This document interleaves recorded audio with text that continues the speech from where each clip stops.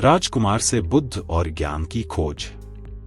राजकुमार सिद्धार्थ एक सुखी जीवन व्यतीत किया करते थे और उनके पास वह सब कुछ था जो एक राजकुमार के पास होना चाहिए, जैसे कि भव्य महल, स्वादिष्ट भोजन और मनोरंजन के अनगिनत साधन। लेकिन राजकुमार सिद्धार्थ के भीतर एक गहरी बेचैनी थी।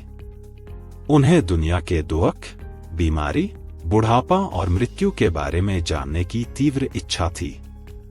एक दिन राजकुमार सिद्धार्थ महल से बाहर निकलने का अवसर पाकर उन्होंने पहली बार दुख, बीमारी, बुढ़ापे और मृत्यु का साक्षात्कार किया। यह उनके लिए एक गहरा सदमा था। उन्होंने महसूस किया कि इन दुखों से कोई भी छूटा नहीं है, चाहे वह राजा हो या प्रजा। इस अनुभव उन्हें दुखी कर दिया और उन्होंने राजपाट त्यागने और इन दुखों का कारण जानने का प्रण लिया। उन्होंने वैभवपूर्ण जीवन छोड़ दिया और एक साधारण साधु का जीवन अपना लिया।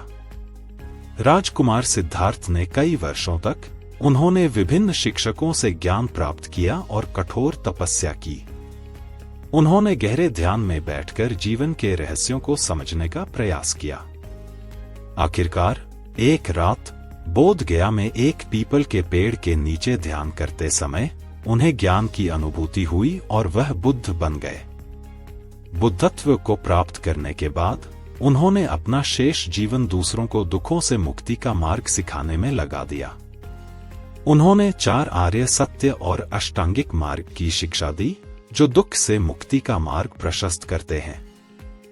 गौतम बुद्ध की कहानी हमें यह सिखाती है कि सच्ची खुशी भौतिक सुखों में नहीं, बल्कि ज्ञान और करुणा के मार्ग पर चलने में मिलती है। वे हमें यह भी याद दिलाते हैं कि कठिन परिश्रम, दृढ़ संकल्प और सहानुभूति के माध्यम से हम अपने जीवन में किसी भी लक्ष्य को प्राप्त कर सकते हैं।